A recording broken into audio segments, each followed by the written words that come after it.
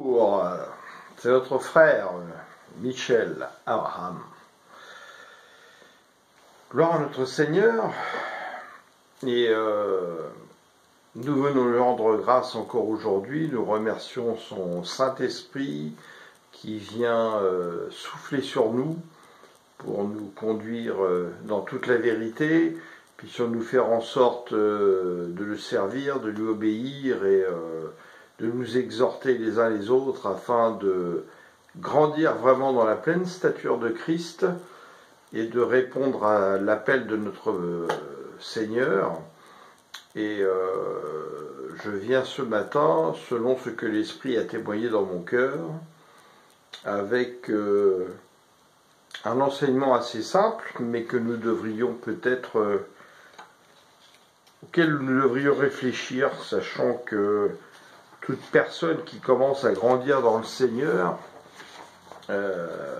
même s'il n'a pas été formé par une école de théologie, est appelé à devenir pasteur pour son prochain, et les personnes qui sont aussi bien dans l'Église que d'autres qui ne le sont pas, en témoignant de l'Évangile de Christ. Alors, pour ne pas trahir la parole, je vais la lire. Donc le titre de cet enseignement que le Saint-Esprit m'a glissé dans le cœur ce matin, c'est Pasteur, qu'enfantons-nous comme enfants? Dans Romains 8, il est dit, en verset 18 à 23, « J'estime que les souffrances du temps présent ne sauraient être comparées à la gloire à venir qui sera révélée pour nous. Aussi la création attend-elle avec un ardent désir la révélation des fils de Dieu. Aussi, car la création a été soumise à la vanité non de son gré, mais à cause de celui qui l'y a soumise, avec l'espérance qu'elle aussi sera affranchie de la servitude de la corruption pour avoir part à la liberté et la gloire des enfants de Dieu. Or, nous savons que jusqu'à ce jour, la création tout entière soupire et souffre des douleurs de l'enfantement. Et ce n'est pas elle seulement, mais nous aussi, qui avons les prémices de l'Esprit, nous aussi nous soupirons en nous-mêmes en attendant l'adoption, la rédemption de notre corps. » Alors, le texte aussi que j'ai choisi pour que nous puissions méditer est Galates 4, du verset 16 au verset 20. « Suis-je devenu votre ennemi, en vous disant la vérité ? Le zèle qu'ils ont pour vous n'est pas pur, mais ils veulent vous détacher de nous afin que vous soyez zélés pour eux. Il est beau d'avoir du zèle pour ce qui est bien et en tout temps, et non pas seulement quand je suis présent parmi vous. » C'étaient les paroles donc de Paul de Tarse, qui a travaillé, comme Pierre et les apôtres justement, à vraiment tout faire pour nous donner Christ et nous faire grandir dans la stature de Christ. Qu'en est-il aujourd'hui et depuis bien des siècles? Travaillons-nous dans ce sens. Mes enfants, pour qui j'éprouve de nouveau les douleurs de l'enfantement, jusqu'à ce que Christ soit formé en vous, je voudrais être maintenant auprès de vous et changer de langage, car je suis dans l'inquiétude à votre sujet. Avons-nous cette inquiétude en tant que pasteur? Ne devrions-nous pas être portés par cela? 2 Corinthiens 11, je vous incite aussi à méditer sur cette parole, de 1 à 4. « Oh, si vous pouviez supporter de ma part un peu de folie, mais vous me supportez, car je suis jaloux de vous d'une jalousie de Dieu, parce que je vous ai fiancé à un seul époux pour vous présenter à Christ comme une vierge pure. Toutefois, de même que le serpent séduisit Ève par sa ruse, je crains que vos pensées ne se corrompent et ne se détournent de la simplicité à l'égard de Christ. Car si quelqu'un vient vous prêcher un autre Jésus que celui que nous avons prêché, si vous recevez un autre esprit que celui que vous avez reçu, ou un autre évangile que celui que vous avez embrassé, vous le supportez fort bien. Enfin, 1 Corinthiens 2, du verset 12 au verset 16. Or, nous n'avons pas reçu l'esprit du monde, mais l'esprit qui vient de Dieu, afin que nous connaissions les choses de Dieu, nous a données par sa grâce. Et nous en parlons non avec des discours qu'enseigne la sagesse humaine, mais avec ceux qu'enseigne l'esprit, employant un langage spirituel pour des choses spirituelles. Mais l'homme animal ne reçoit pas les choses de l'Esprit de Dieu, car elles sont une folie pour lui, et il ne peut les connaître parce que c'est spirituellement qu'on en juge. L'homme spirituel, au contraire, juge de tout. Il n'est pas lui-même jugé par personne. Dans la version Darby, on trouve l'homme spirituel, au contraire, discerne tout. Il n'est lui-même pas discerné par personne. Car qui a connu la pensée du Seigneur pour l'instruire? Or, nous avons la pensée de Christ, cette pensée qui vient du Père depuis l'éternité pour l'amour de son Fils et l'amour à travers son Fils qu'il a pour nous. Donc voilà bien des questions que tout pasteur devrait se porter, se poser, aussi bien un pasteur en église avec sa position officielle que des pasteurs, comme nous sommes tous appelés à être pasteurs, à partir du moment où nous commençons à recevoir et à marcher par la pensée du Saint-Esprit pour nos frères et sœurs. Donc, quels enfants enfantons-nous par notre enseignement? Suis-je un pasteur choisi de Dieu ou un pasteur formaté par des lois d'hommes? Qui m'instruit? Le Saint-Esprit de Dieu à qui j'obéis et qui me conduit dans toute la vérité afin que je puisse porter et faire porter ce que ceux qui sont passés avant nous ne pouvaient encore porter. Jean 16, 12, 14. Le Christ dit, j'ai encore beaucoup de choses à vous dire, mais vous ne pouvez pas les porter maintenant. Quand le Consolateur sera venu, l'Esprit de vérité, donc le Saint-Esprit, il vous conduira dans toute la vérité, car il ne parlera pas de lui-même, mais il dira tout ce qu'il aura entendu, et il vous annoncera les choses à venir. Il me glorifiera parce qu'il prendra ce qui est à moi et vous l'annoncera. Alors qu'en est-il? Donnons-nous naissance à des enfants morts-nés. Ils marchent, ils boivent, ils mangent, ils adorent du bout des lèvres, mais nous n'avons pas réussi à les ressusciter de la mort spirituelle. Nous ne cessons de leur faire porter la culpabilité dont ils ont été absous à la croix et par la nouvelle naissance, en leur disant « Je suis pécheur, tu es pécheur », au lieu d'un « Vous êtes des saints dans la lumière », des saints peut-être encore imparfaits, mais des saints dans la lumière. Relevez la tête, marchez avec dignité, mais sans orgueil. Revêtez-vous du Christ. Et aidons-nous, ces personnes, à rentrer vraiment dans la pleine stature de Christ. Est-ce qu'on leur donne de la nourriture solide pour qu'ils puissent devenir ces personnes avec la stature de Christ?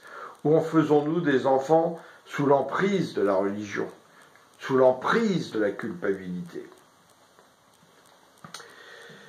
Et pourquoi? Parce que nous ne leur avons pas donné Christ. Ne sommes-nous pas appelés à donner Christ? Tout enfant est placé dans le ventre de sa mère. Il est nourri par le liquide amniotique. Il se nourrit du sang de sa mère. Puis quand il est né, il se nourrit du lait de sa mère.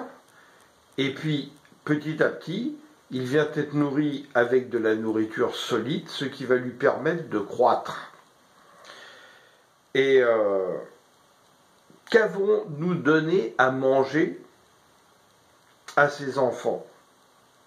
L'Esprit de Christ ou de la religion et des lois d'hommes? Est-ce qu'on leur donne de la nourriture solide ou seulement du lait qui ne permet pas qu'ils se développent? Donnons-nous naissance à des enfants prématurés. Ils ont reçu les prémices, les arts de l'esprit. Ils sont nés de nouveau, ils sont passés en tout cas aux eaux du baptême. Ont-ils reçu le Saint-Esprit? Est-ce qu'on leur a appris qu'ils pouvaient recevoir le Saint-Esprit et qu'il fallait qu'ils reçoivent le Saint-Esprit, qu'ils travaillent avec le Saint-Esprit, mais qui ne supportent donc que le lait et ne sont pas encore capables de supporter la nourriture solide, cette nourriture qui leur permettrait d'atteindre la pleine stature de Christ après être passés par la nouvelle naissance. Hébreux 5, de 11 à 14, nous avons beaucoup à dire là-dessus et des choses difficiles à expliquer parce que vous êtes devenus lents à comprendre. Vous, en effet, qui depuis longtemps devriez être des maîtres, vous avez encore besoin qu'on vous enseigne les premiers rudiments, les oracles de Dieu. Vous en êtes venus à avoir besoin de lait et non de nourriture solide. Or, quiconque est au lait n'a pas l'expérience de la parole de la justice, car il est un enfant. Mais la nourriture solide est pour les hommes faits, donc faits en Christ, pour ceux dont le jugement est exercé par l'usage à discerner ce qui est bien de ce qui est mal. Vous voyez, on retrouve le mot discerner dans la version Darby de ce que je vous ai livré avant. Enfin, donnons-nous naissance à des enfants qui vont pouvoir marcher dans la stature de Christ, se laisser mouvoir par la pensée de Christ. Ceci afin que tout le corps du Christ bien coordonné puisse enfin se mettre à se déplacer et marquer de son empreinte à travers nous là où nous passons. Nous ne sommes plus, alléluia si c'est le cas, c'est ce qui nous anime, c'est bien la soif de Christ, ce qui souffle à travers nous et qui nous pilote, est bien le Saint-Esprit. Nous ne sommes plus comme des mères poules désirant laisser leurs enfants sous notre emprise.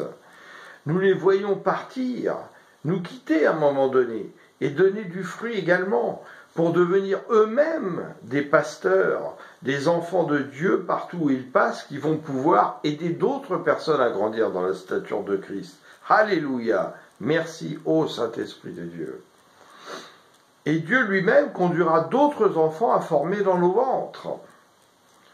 Ne nous y trompons pas, même en tant qu'adultes dans la stature de Christ, nous demeurons, à contrario de ce qui se passe ici-bas, en gestation dans le Seigneur, nous abreuvant de son sang, jusqu'à l'enlèvement, nous sommes dans le placenta du Seigneur.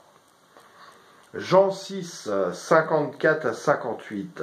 Celui qui mange ma chair, celui qui boit mon sang, a la vie éternelle, et je le ressusciterai au dernier jour.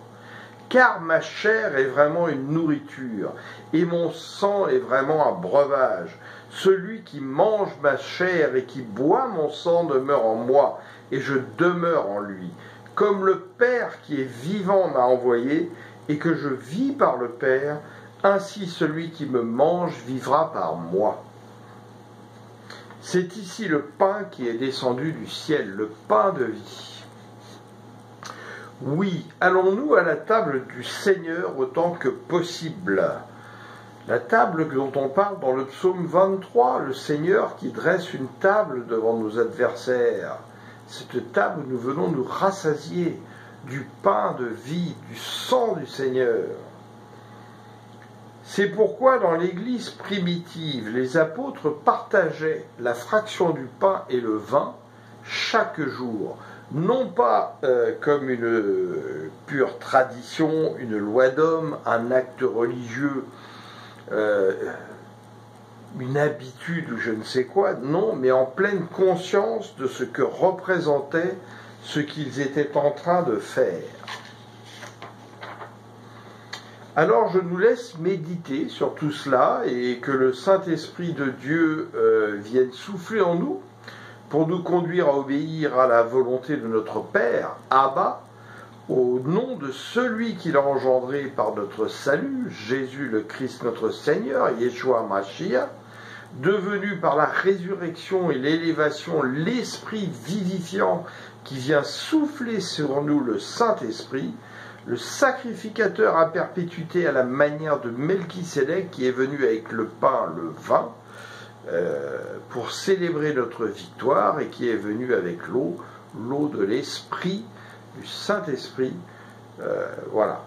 Répondons-nous réellement ou sommes-nous au moins en finalité dans le processus qui est relâché en 2 Corinthiens 5, 16 à 21.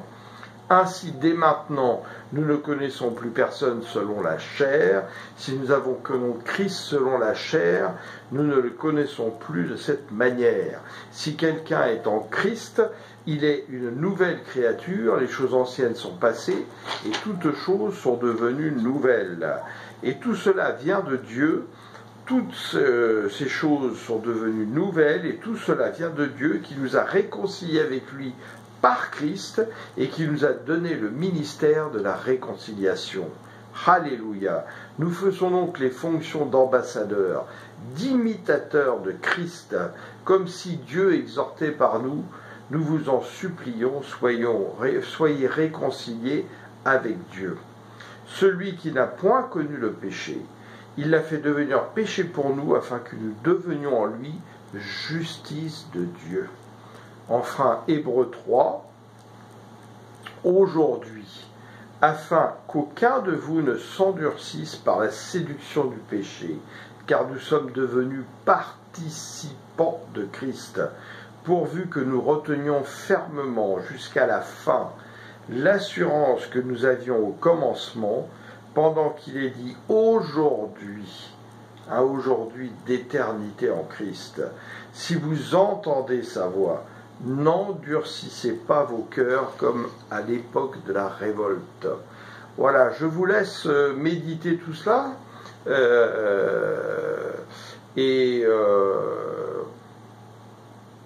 que notre Père Céleste, Abba, au nom de notre Seigneur Jésus-Christ et par son Saint-Esprit, puisse nous aider justement, particulièrement dans ces temps où nous voyons l'iniquité grandir, la charité se refroidir, et où nous sentons bien dans notre cœur, dans notre esprit, que nous approchons vraiment des temps de la fin, vraiment comme il nous a été décrit par le Christ lui-même et par les apôtres, puissions-nous réfléchir justement à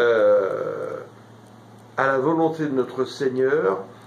Il semble tout à fait évident, pour en avoir discuté avec des frères à travers la planète qui ont reçu la même chose, que Dieu appelle aujourd'hui justement à un nouveau réveil et à ce que certains ont appelé, j'ai trouvé le terme assez intéressant, une égalisation au niveau des frères et sœurs en Christ, c'est-à-dire que les vallées soient élevées, que les montagnes soient comblées, pour que ceux qui ont reçu le plus puissent donner à ceux qui n'ont pas encore reçu beaucoup, et que ceux qui n'ont pas encore reçu beaucoup puissent s'élever vers ceux qui ont reçu beaucoup, afin que nous marchions tous dans la pleine stature de Christ, ce à quoi nous avons été appelés, pour que jusqu'au jour de l'enlèvement, nous puissions au moins, là où nous marchons, donner le Christ, gagner des âmes et venir bénir les nations comme il nous a demandé.